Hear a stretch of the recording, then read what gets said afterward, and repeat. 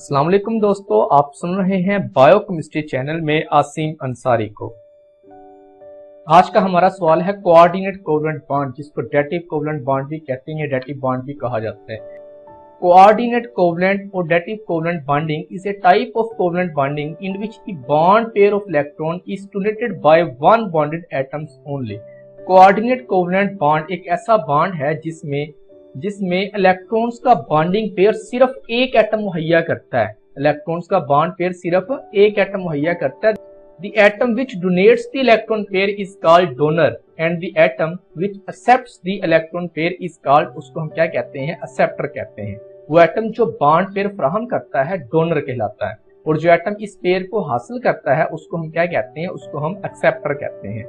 A small arrow is usually used to indicate the atoms and pair of electrons being donated. The head of arrow is towards the acceptor atom.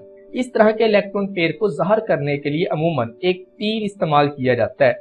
इस तीर का head acceptor atom की जानब होता है। मिसाल के तौर पे देखें, अमोनियम रेडिकल का बनना, या अमोनियम में नाइट्रोजन के पास वैलेंस शेल में 5 इलेक्ट्रॉन्स होते हैं। उनमें से हर एक इलेक्ट्रॉन हाइड्रोजन के एक एक एटम के साथ एक एक इलेक्ट्रॉन की शेयरिंग करके यहाँ पे 3 सिंगल कोवलेंट बॉन्ड बनाएंगे। उसके बावजूद नाइट्रोजन के पास एक इलेक्ट्रॉन का पेयर ऐसा होगा जो फ्री होगा, जिसको हम लोन पेयर ऑफ इलेक्ट्रॉन्स कहते हैं। ठीक है, और ये वाला जो इलेक्ट्रॉन का पेयर जो अमोनिया के ऊपर पड़ा हुआ है, ये अमोनिया को क्या करता है, ये अमोनिया को बहुत ज्यादा रिएक्टिव बना देता है। जब इसका वास्ता पड़ता है हाइड्रोजन आयन के साथ, यानी कि आप ये कह सकते हैं प्रोटॉन के साथ, तो अमोनिया में जो नाइट्रोजन का जो एटम पड़ा हुआ है ये अपना एक लोन पेयर हाइड्रोजन को दे देता है। अब देखिए यहाँ इस तरह की बॉन्डिंग में जो एटम्स यहाँ पे हिस्सा ले रहे हैं बॉन्डिंग में, उसमें सिर्फ एक एटम इलेक्ट्रॉन का पेयर जो है ना वो फराहम कर रहा है। इस अमोनिकल रेडिकल में ये नाइट्रोजन का एटम अपना इलेक्ट्रॉन पेयर जो है वो किसकी तरफ डोनेट कर रहा है, वो हाइड्रोजन की तरफ डोनेट कर रहा है। इसको हम देखो यहाँ पे इस तरह ये एरो के निशान से यहाँ पे जाहिर कर सकते हैं। और यहाँ पे देखो हाइड्रोजन के ऊपर जो यहाँ पे पॉजिटिव चार्ज था वो इस पूरे एडक्ट के ऊपर आ जाएगा। यानी कि जब अमोनिया जो है वो हाइड्रोजन आयन के साथ रिएक्शन करती है तो उससे जो एक नई जो है प्रोडक्ट बनती है उसको हम क्या कहते हैं, उसको हम एडक्ट कहते हैं। तो इस आयन के ऊपर जो चार्ज था वही इस पूरे जो है एडक्ट के ऊपर आ जाएगा, इस पूरे प्रोडक्ट के ऊपर आ जाएगा।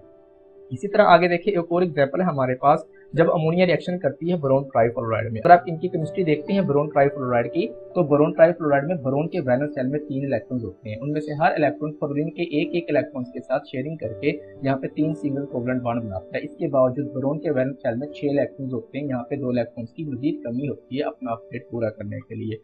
तो नाइट्रोजन पीछे आपने पढ़ा, अमोनिया में जो नाइट्रोजन है उसके पास एक लोन पेयर पड़ा होता है। तो अमोनिया में जो नाइट्रोजन है वो अपना एक लोन पेयर बोरोन को दे देता है बोरोन ट्राइफ्लोराइड में। तो इस तरह देखें आप, नाइट्रोजन से बोरोन की तरफ यहाँ पे देखें एक एरो का निशान यहाँ पे लगाया जाता है, जिसका हेड जो है वो बोरोन की तरफ होता है, मतलब ये एक्सेप्टर की तरफ होता है एरो का जो हेड है।